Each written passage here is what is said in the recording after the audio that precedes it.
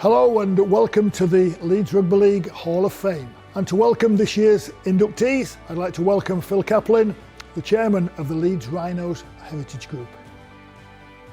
It's unlikely that any overseas signing has created a greater impact than the one who arrived in the city when it was still suffering post-war austerity and in the grip of one of the coldest and most prolonged winters in living memory.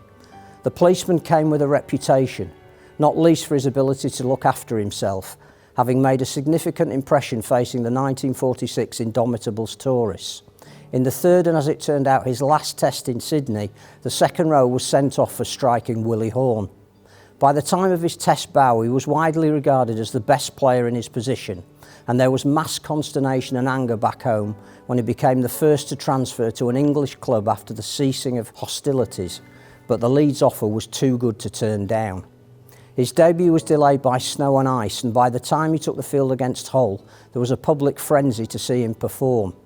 The nearest he got to honours at Hetherington was in his opening campaign, when the Loiners made it to Wembley in 1947 without conceding a point, but went down to Bradford. He quickly won the hearts of the Leeds fans and was feared and respected in equal measure by opposing ones. Quick for his size, nimble with a fine sidestep, he could kick to great effect and happily took on the role of guardian of his teammates. One of the greatest characters on and off the field, he represented the other nationalities 14 times and moved across Leeds in 1954 to finish his career with 3 seasons at Hunslet. Thereafter he opened a sports shop which ensured that junior sides got properly kitted out, invariably at his expense, and was a renowned charity fundraiser, not least for Variety Club, and philanthropist. He was a liaison officer for the Kangaroo tourists as well as a marvellous raconteur. A fine local cricketer, in his later years a valuable member of the Sports Council and the Sports Aid Foundation, he was captain at Moortown Golf Club and on the rugby committee at Leeds. The 13th inductee is Arthur Clues, heritage number 841, 236 appearances between 1947 and 54. Arthur's arrival here created mass interest. It's just after the Second World War, it's a period of austerity, people are starting to get back on their feet, they need something to look forward to, sporting crowds have never been as big, people want to get out there. And Leeds sign a guy who they've seen in the papers has terrorised the tourists. Yeah. And the interest with Bert Cook arriving at the same time from New Zealand is enormous, and it's exacerbated by the fact that it's one of the harshest winters and they can't actually get to see him play. It's fever pitch here in Leeds. Yeah, and I think the other thing that's, and this is a great point about rugby league, is that rugby league's always been really successful when it's combined grit with glamour. And it was players like Arthur Clues, Lionel Cooper, as you said, Bert Cook, coming up here from down under, that gave the glamour to the game. And as you say, one of the things that was going on, Arthur signed in January 1947 for Leeds, just at the point the worst winter in living memory started. And so he got here, played his first match against Hull in front of 18,000 people, and then there were no matches for another 6 weeks because everything was frozen out. So it was like people were chomping at the bit to see this player who came on with this massive reputation. And so once the season finally got back underway, people just flocked to come and see him. And it was that, as I say, Arthur was one of these players who managed to combine sort of rugby league characteristics of toughness, but also real excitement. I never actually saw him play at Leeds. I saw him at his back end of his career when he played with Hunslet. Because as a schoolboy and just in the early teens, Arthur had a couple of years, I think, down at Parkside, Hunslet, where I'd been born and bred and played with Hunslet Juniors when I left school.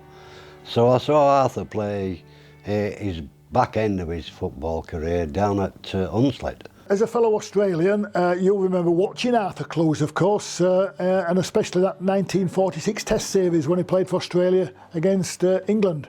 Indeed, I do, because it was my last year at school, and I went to school just opposite the Sydney Cricket Ground where Arthur played. 2 of the 3 tests were played at the cricket ground, and he was chosen ahead of Harry Bath, who came over to play in England eventually.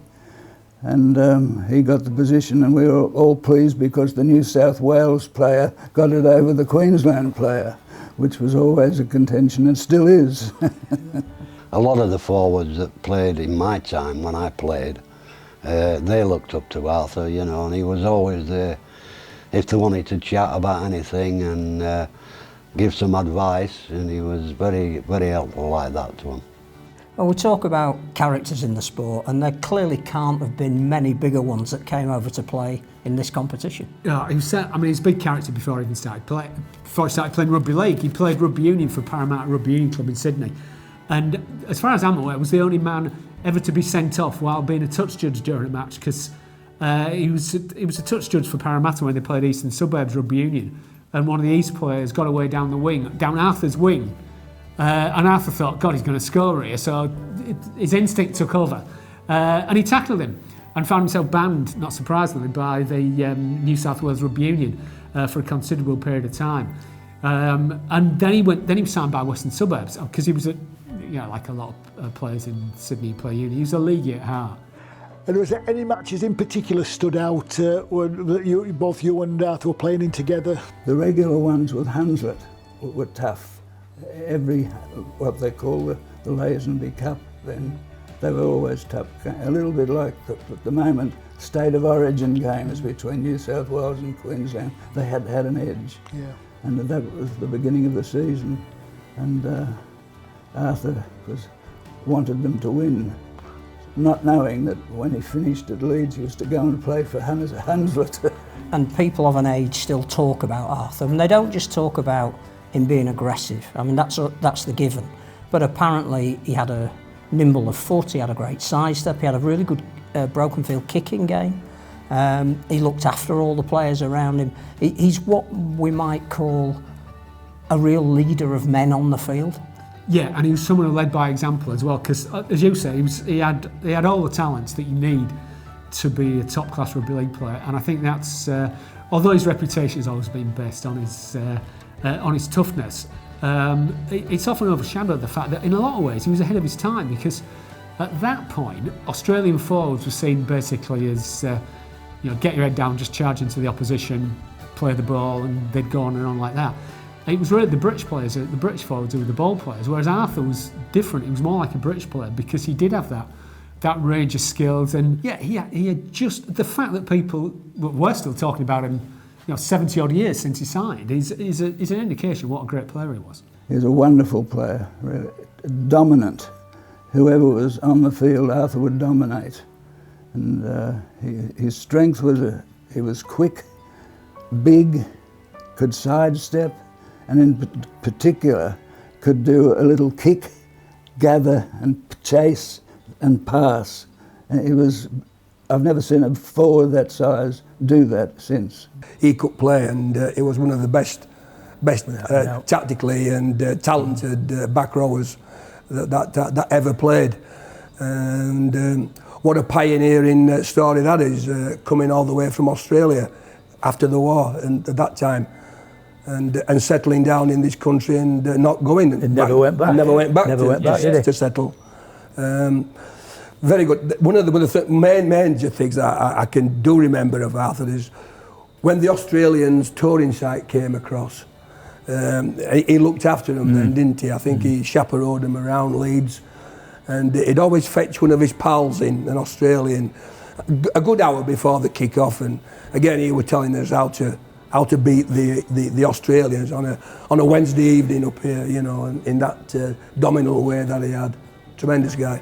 I was in a Masonic lodge with Arthur, and we only used to meet about 4 times a year, but we had some super days out, socialising, going racing, having meals, having a few drinks, and a full day of it, and I got to know Arthur more as I got older than when I was younger playing. And he gave up the right to play for Australia by coming here, but he absolutely loved playing for the other nationalities. And his second row combination with fellow Australian Harry Bath, not two people you wanted to go out and play against, but he loved it. He revelled in the fact that this idea of mate against mate, before we even had state of origin in Australia, that he could go and belt his fellow teammates, and it really meant a lot to him to wear that jersey. Yeah, you're right. It was a kind of state of origin thing for us, and also with Harry Bath as well, because there was a lot of rivalry when Harry Bath played for Warrington throughout the 50s, and so Arthur versus Harry Bath. I mean, that was really like a test of the two best Australian second rowers in England or Australia, and so when Leeds played Warrington, it was always a massive battle between the two of them. But when they played for other nationalities, as you say, like state of origin, there were two teammates who stood up for each other, whatever was going on. So there was it was a time for rugby league fans where you really got to see the best players in the world. And Arthur stands alone. Harry Bath went back to Australia, coached St George, and became one of the all-time great rugby league coaches in Australia. Arthur became known as the Aussie who never went home. He absolutely loved his time in Leeds. He fell in love with a local girl. And the thing about Arthur is that his rugby career is one thing, and it perhaps doesn't have the medals to go with it that it deserved. But he became a raconteur, a philanthropist, a sports shop owner. His contribution to the city, even coming back to the club and being on the football committee, is enormous. People still talk about him as being a larger-than-life character. Yeah, and he was, just to kind of pick up on one of the things you said, I mean, he was an all-round sportsman, good golfer, also a great cricketer. Played state level in New South Wales, was a mainstay of Yeadon Cricket Club for years here, and I think there's a story that Harry Jepson used to tell about him that I think you can remember. Oh yeah, well I think we both know Harry and Arthur were great raconteurs, so whether the truth has got somewhere lost in this, but apparently Arthur used to brag to all and sundry that he was the only person who at Headingley had scored a 6 on the cricket field and a try on the rugby field, and the only person who'd also done that at the Sydney cricket round, scored a 6 and a try, and it was Harry that had to bring him down a peg or two and remind him he was also the only player to be sent off at both venues as well. Yeah, and which kind of sums him up. Tremendously talented, but also, when there was, to use the vernacular, shall we say, when there was a bit of biff going on, Arthur was never far from it. And he was a fair cricketer as well. Oh, very, very good cricketer, yes.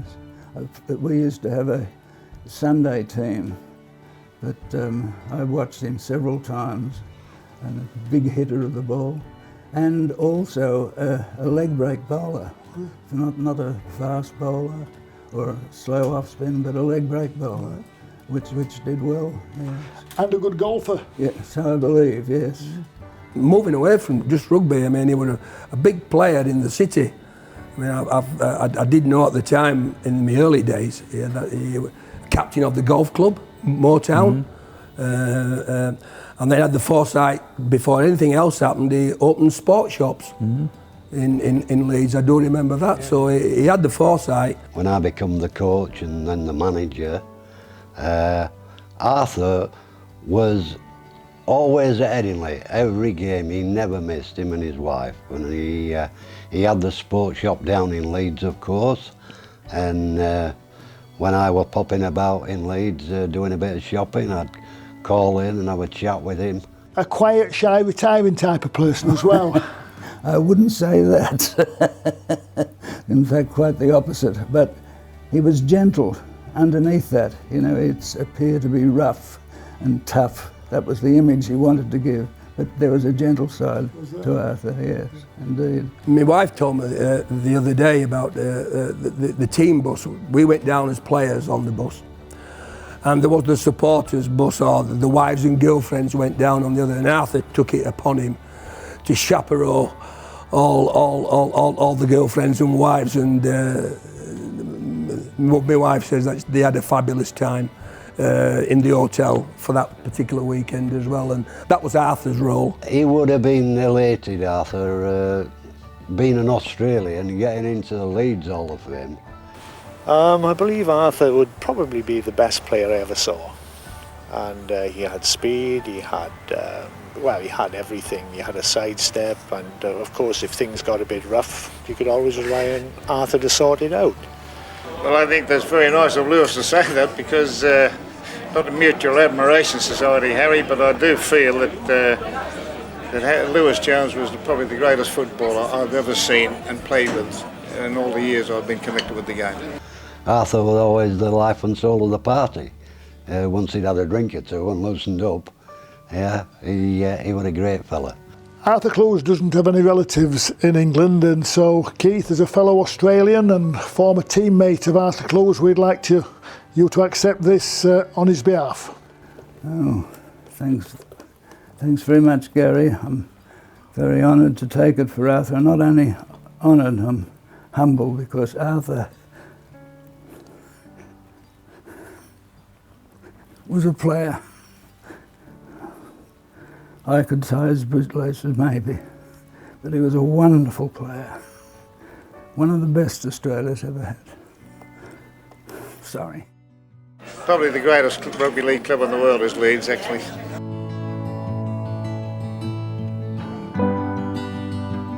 A lot of the supporters, even though they must be as old as me now, into the 70s, they'll remember Arthur and what a great player he was when he played at Leeds.